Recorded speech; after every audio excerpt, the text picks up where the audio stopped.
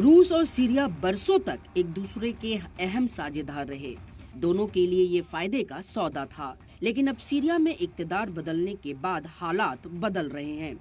इस साझेदारी में रूस को मेडिटेरियन सी में हवाई और समुद्री ठिकानों तक पहुंच मिली। वहीं सीरिया की बशर अल असद सरकार को बागियों के खिलाफ रूस से आर्मी मदद हासिल हुई, लेकिन अब सब कुछ बदल चुका है। ना ही असद की हुकूमत रही और ना ही सीरिया का रूस और ईरान के साथ वो रिश्ता जो असद सरकार के वक्त था। सीरिया में असद के इक़्तिदार का खात्मा हो गया है, जिसके बाद कई सीरियाई शहरी अब रूसी सेना को वहां से वापस जाते हुए देखना चाहते हैं। सीरिया में अब बागियों के ग्रुप हयात तहरीर अल शाम की क़यादत वाला इंतजामिया है और यहाँ की सरकार ने कहा है कि आगे भी रूस के साथ ताउन के लिए उनके दरवाजे खुले हैं। लेकिन साथ ही एक सवाल और भी खड़ा होता है कि क्या एचटीएस के साथ रूस का वही दोस्ताना रहेगा जो असद के साथ था?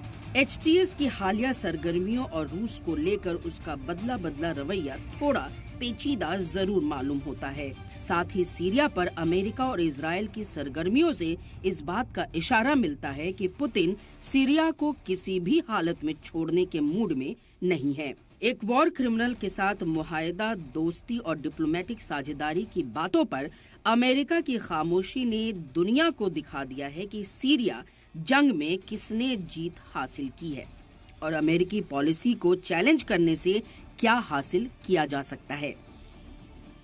रूस की तरफ से लगातार सीरिया में मुदाखलन करने के बाद भी आखिरकार बशर अल असद की सरकार नहीं बची। हालांकि यह जरूर कहा जा सकता है कि रूस ने काफी हद तक जीत हासिल की है। वहीं विदेश मामलों के एक्सपर्ट मानते हैं कि पुतिन ने बिना किसी भारी कीमत चुकाए अपने टारगेट्स को हासिल कर लिया है।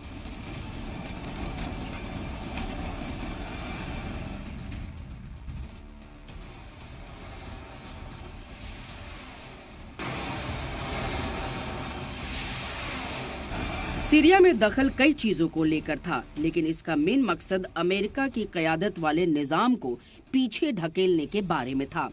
पुतिन अमेरिका को एक और बरसरे इक़्तिदार सरकार को उखाड़ फेंकने की इजाजत नहीं दे सकते थे, क्योंकि उनके तर्क के मुताबिक ऐसा काम मुस्तकबिल में उनके साथ भी ऐसा ही करने की कोशिशों को जाहिर करता है। पुतिन को यकीन है कि अमेरिका ने सोवियत यूनियन के बाद के इलाके मिडिल ईस्ट और खुद रूस में एहतजाजी मुजाहिरों को हिमायत दी थी।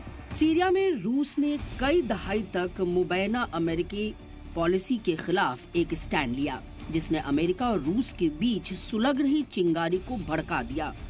रूस ने दुनिया को यह दिखा दिया कि आखिरकार वह एक सुपर पावर के तौर पर काम किया।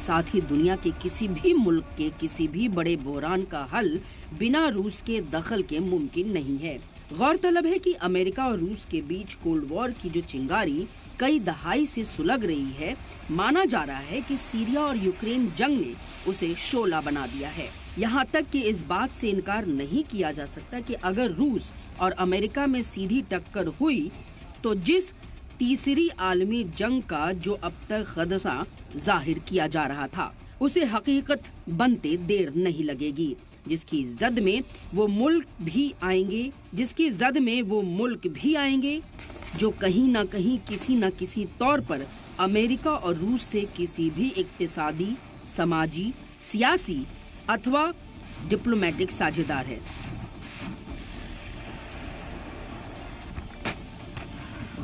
ब्यूरो रिपोर्ट, सलाम टीवी।